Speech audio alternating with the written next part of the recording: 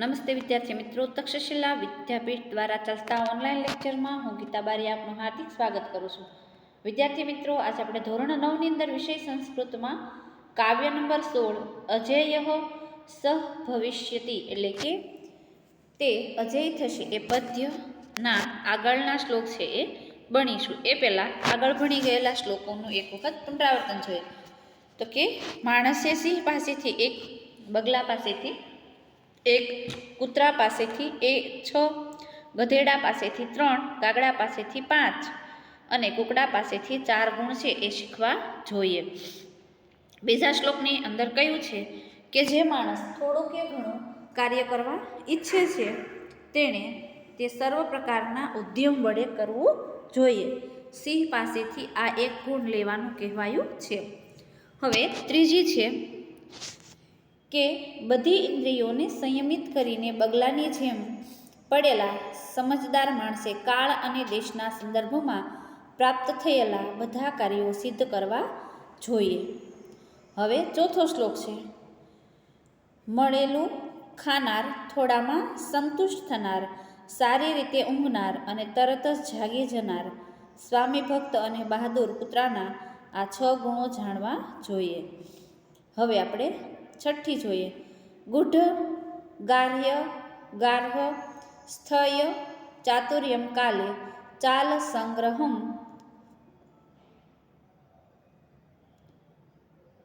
આપણે પાંચમો જોઈએ કે અવિશ્રામ, વદેહમ ભારમ, શીતોષ્ણમ ચ ન વિદંતી, સસ્તંતોષ સ્થા નિત્યમ, ત્રીણી શિક્ષેત ગર્ભઘાત. એટલે કે અવિશ્રામ એટલે કે થાક્યા વિના, ભાર વહેત એટલે કે બોજો ઉઠાવે, ભાર ઉઠાવે, શીતોષ્ણમ એટલે કે ઠંડી અને ગરમી, ગધેડો ઠંડી ગરમીની પરવા કરતો નથી, ન વિદંતી એટલે કે મેળવતો નથી, નિત્યમ એટલે કે હંમેશા, સસંતોષ એટલે કે સંતોષવાળો, શિક્ષિત એટલે કે શીખવા જોઈએ. હવે અન્વય જોઈએ ગર્ભ અવિશ્રામમ ભારમ વહેત શીતોષ્ણમ, ભારમ વહેત શીતોષ્ણમ ચ ન વિદંતી તથા નિત્યમ સસંતોષ તિષ્ઠતિ ગર્દભાત એતાની ત્રીણી લક્ષણાની શિક્ષેત. એટલે કે એનું અન્વય જોઈએ તો કે ગધેડો છે એ થાક્યા વિના બોજો ઉપાડે છે, ઠંડી ગરમીની પણ એ પરવા કરતો નથી અને હંમેશા સંતોષવાળો રહે છે. ગધેડા પાસેથી આ 3 લક્ષણો શીખવા જોઈએ. હવે છઠ્ઠો છે ગુઢ, ગાર્હસ્થ્ય, ચાતુર્યમ કાલે, ચાલ સંગ્રહમ, અપ્રમાદમ નાલસ્યમ, પદ્ય શિક્ષેત વાયસાત. ગુઢ, ગાર્હસ્થ્ય, ચાતુર્યમ એટલે કે ગુપ્ત ગૃહસ્થ જીવન અને ચતુરાઈ. કાગડાનું ગૃહસ્થ જીવન ગુપ્ત ગુઢ હોય છે, તેની ચતુરાઈ એટલે કે ચાલાકી પણ પ્રસિદ્ધ છે. કાલે એટલે કે સમયે, યોગ્ય કાલે.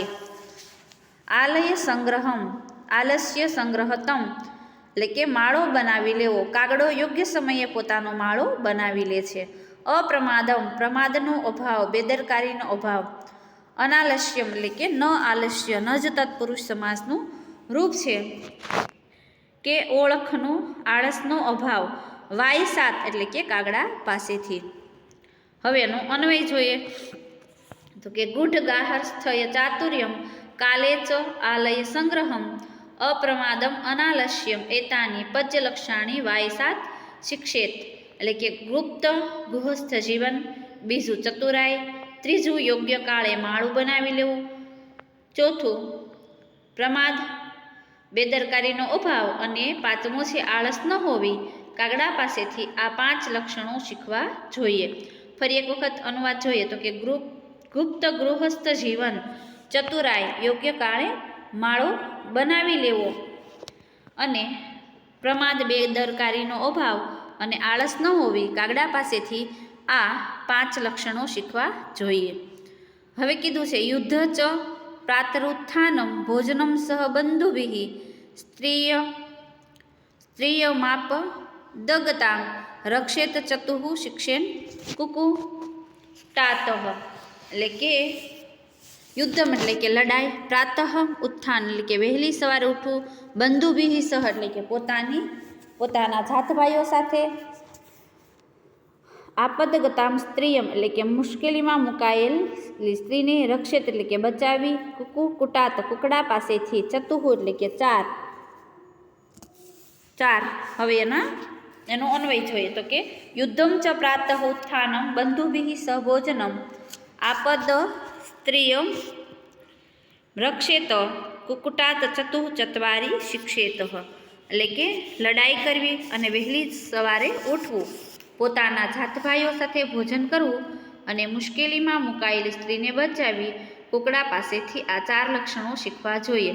કયા કયા 4? તો કે લડાઈ કરવી, બીજું વહેલી સવારે ઉઠવું, ત્રીજું પોતાના જાતભાઈઓ સાથે ભોજન કરવું અને મુશ્કેલીમાં મુકાયેલી સ્ત્રીને બચાવી, કુકડા પાસેથી આપણે આ 4 લક્ષણો શીખવા જોઈએ. હવે 8મું છે એતાન વિશંતિ ગુણાન આચરિષ્યતિ માનવઃ કાર્યાવસ્થાસુ સર્વાસુ અજેયઃ સ ભવિષ્યતિ. એતાન એટલે કે આ, વિશંતિ ગુણાન, વિશંતિ ગુણાઃ તાન એટલે કે 20 ગુણોને, સર્વાસુ કાર્યાવસ્થાસુ કામકાજની બધી જ અવસ્થાઓમાં, કાર્યનામ અવસ્થા તાસુ આચરિષ્યતિ એટલે કે આચરણ કરશે, અજેય એટલે કે જેને જીતી ન શકાય એવો અજય, ભવિષ્યતિ એટલે કે થશે. હવે એનો અન્વય જોઈએ. યહ માનવઃ એતાન વિશંતિ ગુણાન સર્વાસુ કાર્યાવસ્થાસુ આચરિષ્યતિ સહ અજેય ભવિષ્યતિ. શું કહે છે કે યહ એટલે કે જે, માનવ એટલે કે માણસ, એતાન એટલે કે આ, વિશંતિ ગુણાન એટલે કે 20 ગુણોને, સર્વાસુ એટલે કે સર્વ, કાર્યાવસ્થાસુ એટલે કે સર્વ કામકાજની અવસ્થાઓમાં, આચરિષ્યતિ એટલે કે આચરણમાં મૂકશે, સહ એટલે કે તે, અજય એટલે કે અજય થશે. શું કીધું છે છેલ્લા શ્લોકમાં? તો કે જે માણસ આ 20 ગુણોને સર્વ કામકાજની અવસ્થાઓમાં આચરણમાં મૂકશે તે અજય થશે. હવે 8 શ્લોકનું ફરી એક વખત આપણે ભાષાંતર જોઈએ. તો કે સિંહ પાસેથી 1, બગલા પાસેથી 1, કૂતરા પાસેથી 6, ગધેડા પાસેથી 3 અને કાગડા પાસેથી 5 અને કુકડા પાસેથી 4 ગુણ શીખવા જોઈએ. હવે એની પછીના શ્લોકમાં કીધું છે કે જે માણસ ઘણું કે થોડું કાર્ય કરવા ઈચ્છે છે તેણે તે સર્વ પ્રકારના ઉદ્યમ વડે કરવું જોઈએ. સિંહ પાસેથી આ 1 ગુણ લેવાનું કહ્યું છે. હવે ત્રીજું છે કે બધી જ ઇન્દ્રિયોને સંયમિત કરીને બગલાની જેમ પડેલા માણસે કાળ અને દેશના સંદર્ભમાં પ્રાપ્ત થયેલા બધા કાર્યો સિદ્ધ કરવા જોઈએ. ચોથું છે મળેલું ખાનાર, થોડામાં સંતુષ્ટ થનાર, સારી રીતે ઊંઘનાર, તરત જ જાગી જનાર, સ્વામી ભક્ત અને બહાદુર કૂતરાના આ 6 ગુણ જાણવા જોઈએ. હવે 5મો શ્લોક કહ્યું છે કે ગધેડો થાક્યા વિના બોજ ઉપાડે છે, ઠંડી ગરમીની પરવા કરતો નથી અને હંમેશા સંતોષવાળો રહે છે. ગધેડા પાસેથી આ 3 લક્ષણો શીખવા જોઈએ. હવે 6થું છે કે ગુપ્ત ગુહસ્થ જીવન, ચતુરાઈ, યોગ્ય કાળે માળો બનાવી લેવો, પ્રમાદ, બેદરકારીનો અભાવ અને આળસ ન હોવી, કાગડા પાસેથી આ 5 લક્ષણો શીખવા. હવે 7મું છે કે લડાઈ કરવી, વહેલી સવારમાં ઉઠવું, પોતાના જાતભાઈઓ સાથે ભોજન કરવું અને મુશ્કેલીમાં મુકાયેલી સ્ત્રીને બચાવવી, કુકડા પાસેથી આ 4 લક્ષણો શીખવા જોઈએ. હવે છેલ્લો શ્લોક છે જે માણસ આ 20 ગુણોને સર્વ કામકાજની અવસ્થાઓમાં આચરણમાં મૂકશે તે અજય થશે. વિદ્યાર્થી મિત્રો, તમારે શબ્દાર્થો અને પાઠનો સ્વાધ્યાય એક વખત રફ નોટની અંદર છે લખવાનો છે.